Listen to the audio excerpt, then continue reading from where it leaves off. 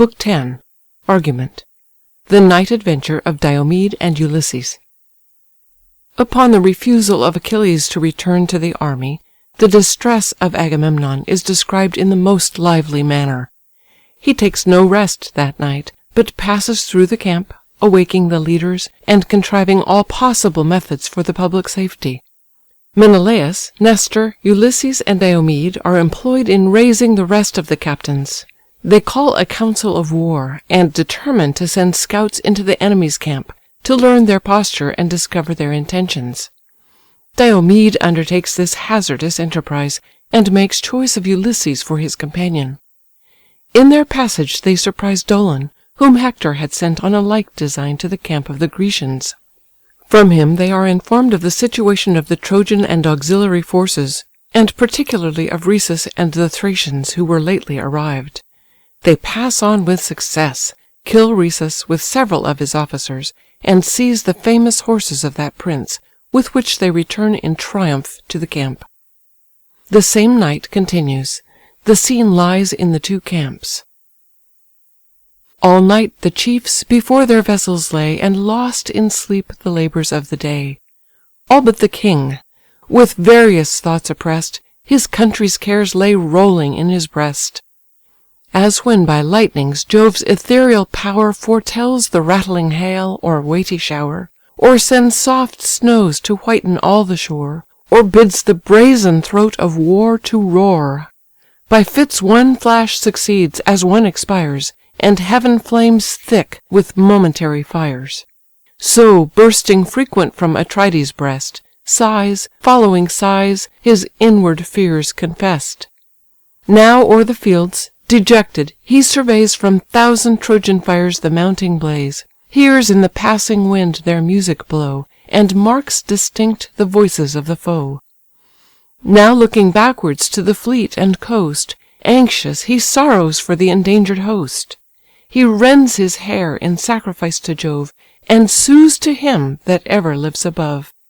Inly he groans, while glory and despair divide his heart, and wage a double war. 1,000 cares his labouring breast revolves. To seek sage Nestor now the chief resolves, with him, in wholesome counsels, to debate what yet remains to save the afflicted state. He rose, and first he cast his mantle round, next on his feet the shining sandals bound. A lion's yellow spoils his back concealed, his warlike hand a pointed javelin held. Meanwhile his brother, pressed with equal woes, alike denied the gifts of soft repose, laments for Greece, that in his cause before so much had suffered, and must suffer more. A leopard's spotted hide his shoulders spread, a brazen helmet glittered on his head. Thus, with a javelin in his hand, he went to wake Atrides in the royal tent. Already waked, Atrides he descried, his armour buckling at his vessel's side. Joyful they met. The Spartan thus begun: "Why puts my brother his bright armour on? Sends he some spy amidst these silent hours, to try yon camp, and watch the Trojan powers? But say, what hero shall sustain that task? Such bold exploits uncommon courage ask. Guideless, alone, through night's dark shade to go, and midst a hostile camp explore the foe." To whom the king: "In such distress we stand, no vulgar counsel our affairs demand. Greece to preserve is now no easy part, but asks high wisdom, deep design, and art. For Jove, averse, our humble prayer denies, and bows his head to Hector's sacrifice. What eye has witnessed, or what ear believed, in one great day, by one great arm achieved, such wondrous deeds as Hector's hand has done? And we beheld, the last revolving sun, what honours the beloved of Jove adorn. Sprung from no god, and of no goddess born, yet such his acts, as Greeks unborn shall tell, and curse the battle where their fathers fell. Now speed thy hasty course along the fleet, there call great Ajax and the prince of Crete. Ourself to hoary Nestor will repair, to keep the guards on duty be his care, for Nestor's influence best that quarter guides, whose son with Merion o'er the watch presides." To whom the Spartan: "These, thy orders borne, say, shall I stay, or with despatch return?" "There shalt thou stay," the king of men replied, "Else may we miss to meet, without a guide, the paths so many, and the camp so wide. Still, with your voice, the slothful soldiers raise, Urge by their fathers' fame their future praise. Forget we now our state and lofty birth, Not titles here, but works must prove our worth. To labour is the lot of man below, And when Jove gave us life, he gave us woe." This said, each parted to his several cares. The king to Nestor's sable ship repairs. The sage protector of the Greeks he found Stretch'd in his bed, with all his arms around. The various colour'd scarf, the shield he rears, The shining helmet, and the pointed spears. The dreadful weapons of the warrior's rage, That, old in arms, disdain'd the peace of age. Then, leaning on his hand his watchful head, The hoary monarch raised his eyes, and said: "What art thou? Speak, that on designs unknown, While others sleep, thus range the camp alone. Seek'st thou some friend or nightly sentinel? Stand off, approach not, but thy purpose tell." "O son of Neleus," thus the king rejoined, "Pride of the Greeks, and glory of thy kind! Lo, here the wretched Agamemnon stands, The unhappy general of the Grecian bands, Whom Jove decrees with daily cares to bend, And woes, that only with his life shall end. Scarce can my knees these trembling limbs sustain, And scarce my heart support its load of pain. No taste of sleep these heavy eyes have known, Confused and sad, I wander thus alone, With fears distracted, with no fixed design, And all my people's miseries are mine. If aught of use thy waking thoughts suggest, Since cares, like mine, deprive thy soul of rest, Impart thy counsel, and assist thy friend. Now let us jointly to the trench descend, At every gate the fainting guard excite, Tired with the toils of day and watch of night. Else may the sudden foe our works invade, So near, and favour'd by the gloomy shade."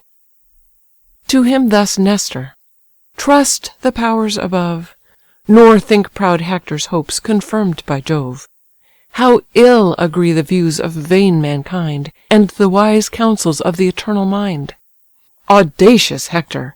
If the gods ordain That great Achilles rise and rage again, What toils attend thee, and what woes remain! Lo, faithful Nestor thy command obeys. The care is next our other chiefs to raise. Ulysses, Diomed, we chiefly need; Meges for strength, Oïleus famed for speed. Some other be despatch'd of nimbler feet, To those tall ships, remotest of the fleet, Where lie great Ajax and the king of Crete. To rouse the Spartan I myself decree. Dear as he is to us, and dear to thee, Yet must I tax his sloth, that claims no share With his great brother in his martial care. Him it behoved to every chief to sue, Preventing every part perform'd by you. For strong necessity our toils demands, Claims all our hearts, and urges all our hands." To whom the king: "With reverence we allow Thy just rebukes, yet learn to spare them now. My generous brother is of gentle kind, He seems remiss, but bears a valiant mind. Through too much deference to our sovereign sway, Content to follow when we lead the way. But now, our ills industrious to prevent, Long ere the rest he rose, and sought my tent. The chiefs you named, already at his call, Prepare to meet us near the navy wall. Assembling there, between the trench and gates, Near the night guards, our chosen council waits." "Then none," said Nestor, "shall his rule withstand, For great examples justify command." With that, the venerable warrior rose. The shining greaves his manly legs enclose. His purple mantle golden buckles join'd, Warm with the softest wool, and doubly lined. Then rushing from his tent, he snatch'd in haste His steely lance, that lightened as he pass'd. The camp he traversed through the sleeping crowd, Stopp'd at Ulysses' tent, and call'd aloud. Ulysses, sudden as the voice was sent, Awakes, starts up, and issues from his tent. "What new distress, what sudden cause of fright, Thus leads you wandering in the silent night?" "O prudent chief," the Pylian sage replied, "Wise as thou art, be now thy wisdom tried. Whatever means of safety can be sought, whatever counsels can inspire our thought, whatever methods, or to fly or fight, all depend on this important night." He heard, returned, and took his painted shield, then joined the chiefs, and followed through the field. Without his tent, bold Diomed they found, all sheathed in arms, his brave companions round, each sunk in sleep, extended on the field, his head reclining on his bossy shield. A wood of spears stood by, that, fixed upright, shot from their flashing points a quivering light. A bull's black hide composed the hero's bed, a splendid carpet rolled beneath his head. Then with his foot old Nestor gently shakes the slumbering chief, and in these words awakes: "Rise, son of Tydeus! To the brave and strong rest seems inglorious, and the night too long. But sleep'st thou now, when from yon hill the foe hangs o'er the fleet, and shades our walls below?" At this, soft slumber from his eyelids fled. The warrior saw the hoary chief, and said: "Wondrous old man, whose soul no respite knows, though years and honours bid thee seek repose, let younger Greeks our sleeping warriors wake. Ill fits thy age these toils to undertake." "My friend," he answered, "generous is thy care. These toils my subjects and my sons might bear. Their loyal thoughts and pious love conspire to ease a sovereign and relieve a sire. But now the last despair surrounds our host. No hour must pass, no moment must be lost. Each single Greek in this conclusive strife stands on the sharpest edge of death or life. Yet, if my years thy kind regard engage, employ thy youth as I employ my age. Succeed to these my cares, and rouse the rest. He serves me most who serves his country best." This said, the hero o'er his shoulders flung a lion's spoils, that to his ankles hung. Then seized his ponderous lance, and strode along. Meges the bold, with Ajax famed for speed, the warrior roused, and to the entrenchments lead. And now the chiefs approach the nightly guard, a wakeful squadron, each in arms prepared. The unwearied watch their listening leaders keep, and, couching close, repel invading sleep. So faithful dogs their fleecy charge maintain, with toil protected from the prowling train. When the gaunt lioness, with hunger bold, springs from the mountains toward the guarded fold, through breaking woods her rustling course they hear. Loud and more loud the clamours strike their ear, of hounds and men. They start, they gaze around, watch every side, and turn to every sound. Thus watch'd the Grecians, cautious of surprise. Each voice, each motion drew their ears and eyes. Each step of passing feet increased the affright, and hostile Troy was ever full in sight. Nestor with joy the wakeful band surveyed, and thus accosted through the gloomy shade: "'Tis well, my sons, your nightly cares employ, else must our host become the scorn of Troy. Watch thus, and Greece shall live." The hero said. Then o'er the trench the following chieftains led. His son and godlike Merion march'd behind, for these the princes to their council joined. The trenches pass'd, the assembled kings around in silent state the consistory crown'd. A place there was, yet undefiled with gore, the spot where Hector stopp'd his rage before, when night descending from his vengeful hand reprieved the relics of the Grecian band. The plain beside with mangled corpse was spread, and all his progress marked by heaps of dead. There sat the mournful kings, when Neleus' son, the council opening, in these words begun: "Is there," said he, "a chief so greatly brave, his life to hazard and his country save? Lives there a man who singly dares to go to yonder camp, or seize some straggling foe? Or favour'd by the night approach so near, their speech, their counsels, and designs to hear? If to besiege our navies they prepare, or Troy once more must be the seat of war? This could he learn, and to our peers recite, and pass unharm'd the dangers of the night. What fame were his through all succeeding days, while Phœbus shines, or men have tongues to praise? What gifts his grateful country would bestow, What must not Greece to her deliverer owe? A sable ewe each leader should provide, with each a sable lambkin by her side. At every rite his share should be increased, and his the foremost honours of the feast. Fear held them mute. Alone, untaught to fear, Tydides spoke. "The man you seek is here.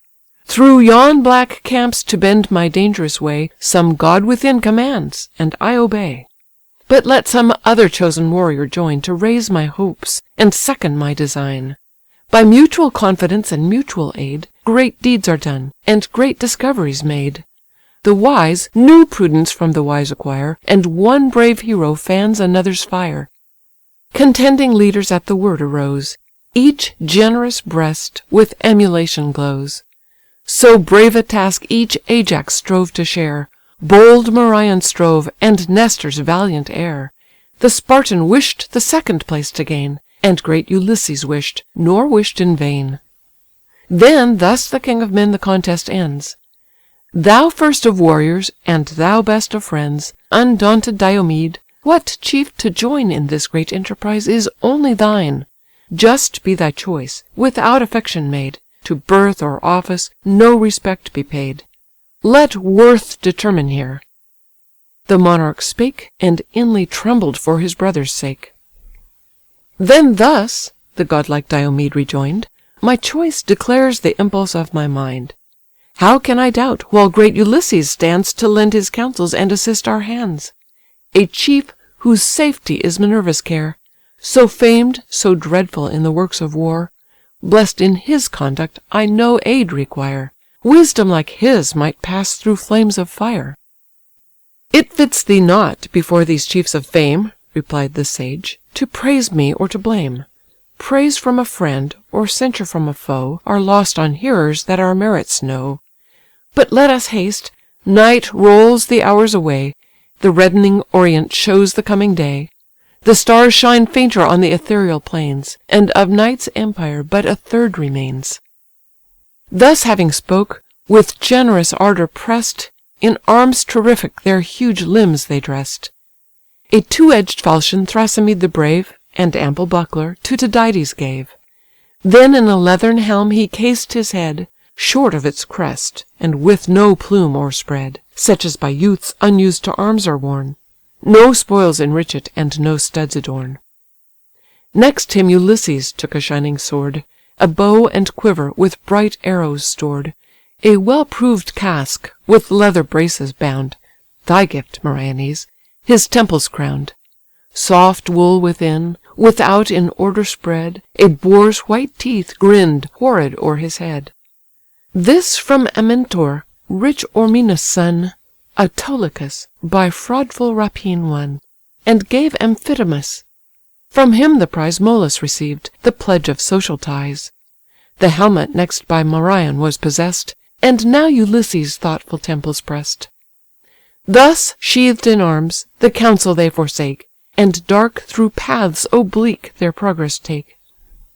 Just then, in sign she favour'd their intent, a long-winged heron great Minerva sent. This, though surrounding shades obscured their view, by the shrill clang and whistling wings they knew. As from the right she soared, Ulysses pray'd, hail'd the glad omen, and address'd the maid. "O daughter of that god whose arm can wield the avenging bolt, and shake the dreadful shield! O thou, for ever present in my way, who all my motions, all my toils survey! Safe may we pass beneath the gloomy shade, safe by thy succour to our ships convey'd, and let some deed this signal night adorn, to claim the tears of Trojans yet unborn." Then godlike Diomed preferr'd his prayer. "Daughter of Jove, unconquer'd Pallas, hear! Great queen of arms, whose favour Tydeus won, as thou defend'st the sire, defend the son. When on Ocypus' banks the banded powers of Greece he left, and sought the Theban towers, peace was his charge. Received with peaceful show, he went a legate, but return'd a foe. Then help'd by thee, and cover'd by thy shield, he fought with numbers, and made numbers yield. So now be present, O celestial maid! So still continue to the race thine aid. A youthful steer shall fall beneath the stroke, untamed, unconscious of the galling yoke, with ample forehead, and with spreading horns, whose taper tops refulgent gold adorns. The heroes prayed, and Pallas from the skies accords their vow, succeeds their enterprise.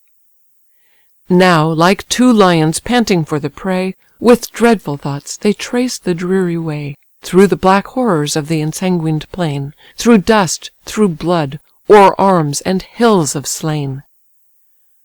Nor less bold Hector and the sons of Troy on high designs the wakeful hours employ. The assembled peers their lofty chief enclosed, who thus the counsels of his breast proposed. What glorious man, for high attempts prepared, dares greatly venture for a rich reward? Of yonder fleet a bold discovery make, what watch they keep, and what resolves they take. If now subdued they meditate their flight, and, spent with toil, neglect the watch of night. His be the chariot that shall please him most of all the plunder of the vanquish'd host. His the fair steeds that all the rest excel, and his the glory to have served so well. A youth there was among the tribes of Troy, Dolon his name, Diomedes' only boy. 5 girls beside the reverend herald told. Rich was the son in brass, and rich in gold, not bless'd by nature with the charms of face, but swift of foot, and matchless in the race.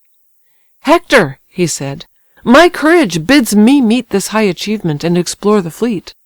But first exalt thy sceptre to the skies, and swear to grant me the demanded prize, the immortal coursers, and the glittering car that bear Pelides through the ranks of war.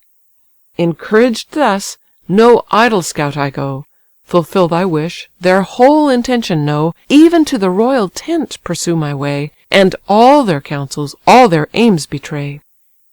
The chief then heaved the golden sceptre high, attesting thus the monarch of the sky: "Be witness thou, immortal lord of all, whose thunder shakes the dark aerial hall.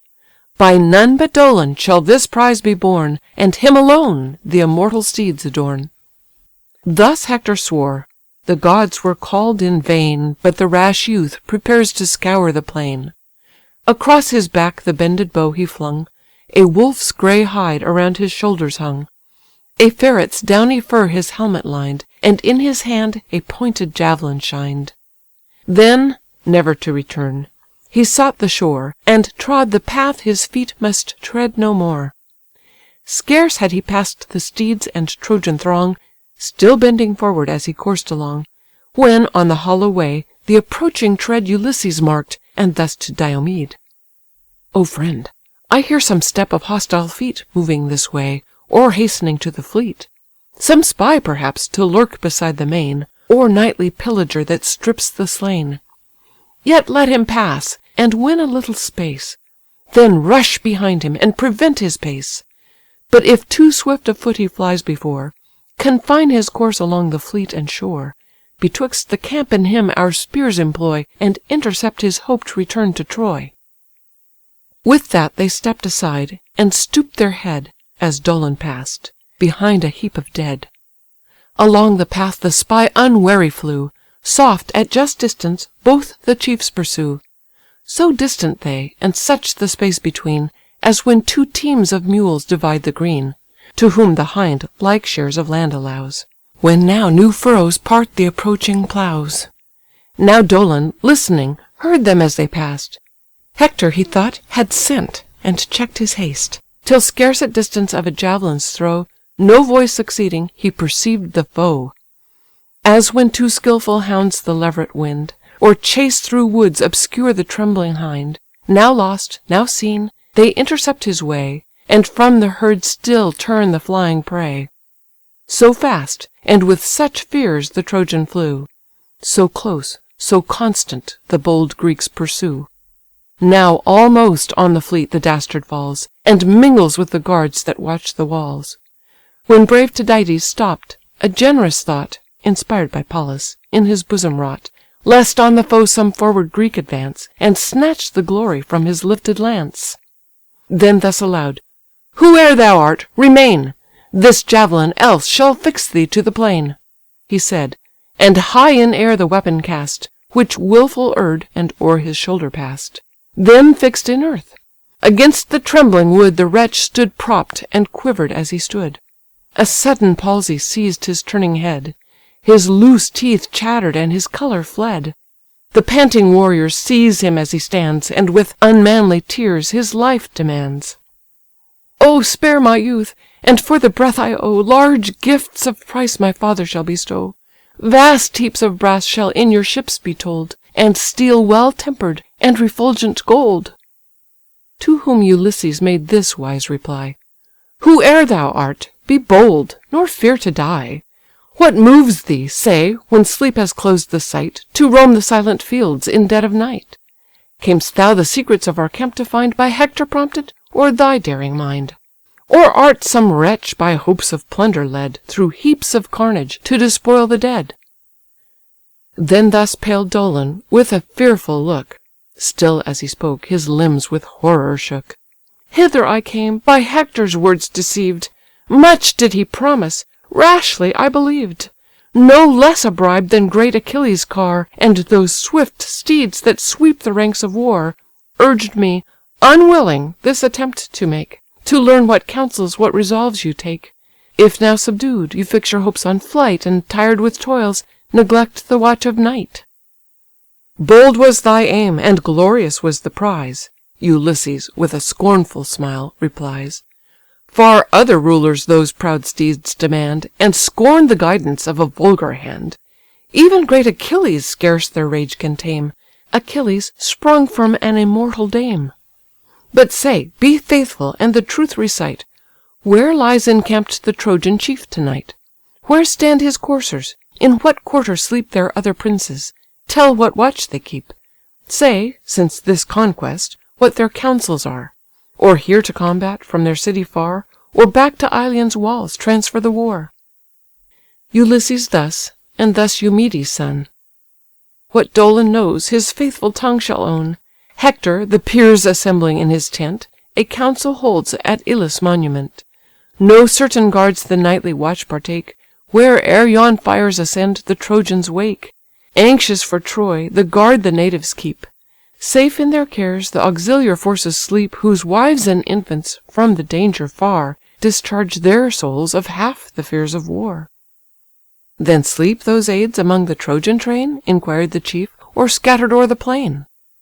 To whom the spy: "Their powers they thus dispose, the Paeons, dreadful with their bended bows, the Carians, Caucons, the Pelasgian host, and Leleges, encamp along the coast. Not distant far, lie higher on the land, the Lycian, Mysian, and Maeonian band, and Phrygia's horse, by Thymbrus' ancient wall, the Thracians utmost, and apart from all. These Troy but lately to her succour won, led on by Rhesus, great Eioneus' son. I saw his coursers in proud triumph go, swift as the wind, and white as winter snow. Rich silver plates his shining car enfold, his solid arms refulgent flame with gold. No mortal shoulders suit the glorious load, celestial panoply to grace a god. Let me, unhappy, to your fleet be borne, or leave me here a captive's fate to mourn, in cruel chains, till your return reveal the truth or falsehood of the news I tell." To this Tydides, with a gloomy frown: "Think not to live, though all the truth be shown. Shall we dismiss thee, in some future strife, to risk more bravely thy now forfeit life? Or that again our camps thou mayst explore? No, once a traitor, thou be traced no more." Sternly he spoke, and as the wretch prepared with humble blandishment to stroke his beard, like lightning swift the wrathful falchion flew, divides the neck, and cuts the nerves in two. One instant snatch'd his trembling soul to hell, the head, yet speaking, mutter'd as it fell. The furry helmet from his brow they tear, the wolf's grey hide, the unbended bow and spear. These great Ulysses lifting to the skies, to favouring Pallas dedicates the prize. "Great queen of arms, receive this hostile spoil, and let the Thracian steeds reward our toil. Thee first of all the heavenly host we praise. O speed our labours, and direct our ways." This said, the spoils, with dropping gore defaced, high on a spreading tamarisk he placed, then heaped with reeds and gathered boughs the plain, to guide their footsteps to the place again.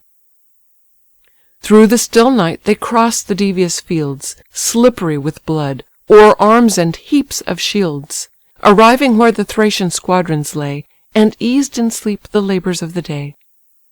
Ranged in 3 lines they view the prostrate band, the horses yoked beside each warrior stand, their arms in order on the ground reclined, through the brown shade the fulgid weapons shined. Amidst lay Rhesus, stretched in sleep profound, and the white steeds behind his chariot bound. The welcome sight Ulysses first descries, and points to Diomed the tempting prize. The man, the coursers, and the car behold, described by Dolon with the arms of gold. Now, brave Tydides, now thy courage try, approach the chariot, and the steeds untie. Or if thy soul aspire to fiercer deeds, urge thou the slaughter, while I seize the steeds. Pallas, this said, her hero's bosom warms, breathed in his heart, and strung his nervous arms. Where'er he passed, a purple stream pursued his thirsty falchion, fat with hostile blood, bathed all his footsteps, dyed the fields with gore, and a low groan remurmured through the shore. So the grim lion, from his nightly den, o'erleaps the fences and invades the pen. On sheep or goats, resistless in his way, he falls, and foaming rends the guardless prey. Nor stopped the fury of his vengeful hand, till 12 lay breathless of the Thracian band. Ulysses following, as his partner slew, back by the foot each slaughtered warrior drew. The milk-white courser studious to convey safe to the ships, he wisely cleared the way, lest the fierce steeds, not yet to battle spread, should start and tremble at the heaps of dead. Now 12 dispatch'd, the monarch last they found, Tydides' falchion fixed him to the ground. Just then a deathful dream Minerva sent, a warlike form appeared before his tent, whose visionary steel his bosom tore. So dreamed the monarch, and awaked no more. Ulysses now the snowy steeds detains, and leads them, fastened by the silver reins. These with his bow unbent he lashed along, the scourge forgot, on Rhesus' chariot hung. Then gave his friend the signal to retire, but him new dangers, new achievements fire. Doubtful he stood, or with his reeking blade to send more heroes to the infernal shade, drag off the car where Rhesus' armour lay, or heave with manly force and lift away. While unresolved the son of Tydeus stands, Pallas appears, and thus her chief commands. Enough, my son, from further slaughter cease, regard thy safety, and depart in peace. Haste to thy ships, the gotten spoils enjoy, nor tempt too far the hostile gods of Troy. The voice divine confessed the martial maid. In haste he mounted, and her word obeyed.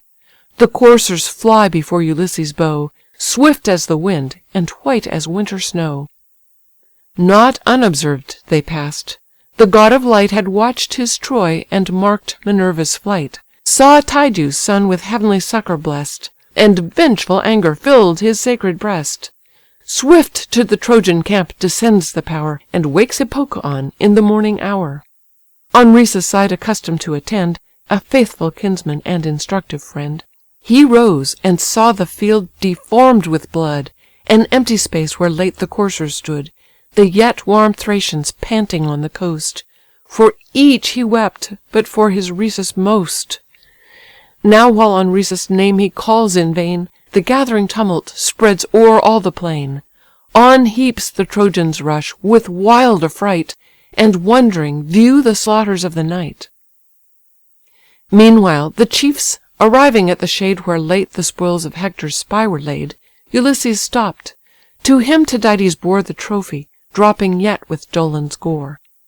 Then mounts again their nimbler feet the coursers ply, and thunder towards the fleet. Old Nestor first perceived the approaching sound, bespeaking thus the Grecian peers around. Methinks the noise of trampling steeds I hear, thickening this way, and gathering on my ear.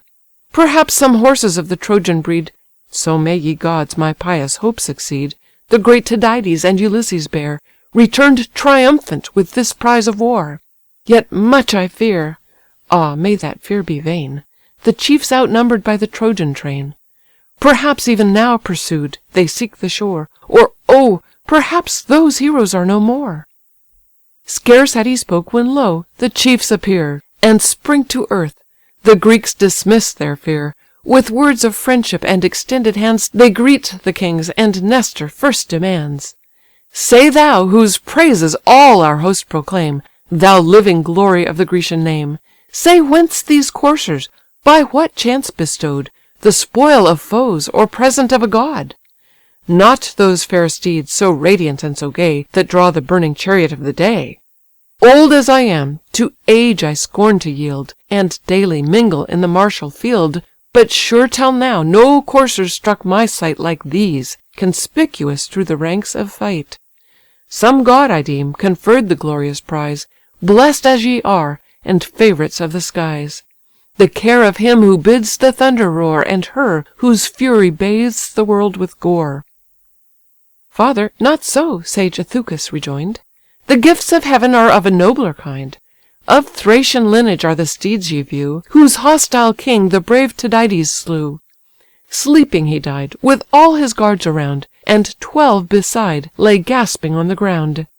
These other spoils from conquer'd Dolon came, A wretch, whose swiftness was his only fame. By Hector sent our forces to explore, He now lies headless on the sandy shore." Then o'er the trench the bounding coursers flew, The joyful Greeks with loud acclaim pursue. Straight to Tydides' high pavilion borne, The matchless steeds his ample stalls adorn. The neighing coursers their new fellows greet, And the full racks are heaped with generous wheat. But Dolon's armour, to his ships convey'd, High on the painted stern Ulysses laid, A trophy destined to the blue-eyed maid. Now from nocturnal sweat and sanguine stain They cleanse their bodies in the neighbouring main. Then in the polish'd bath, refresh'd from toil, Their joints they supple with dissolving oil. In due repast indulge the genial hour, And first to Pallas the libations pour. They sit rejoicing in her aid divine, And the crown'd goblet foams with floods of wine. Book 10.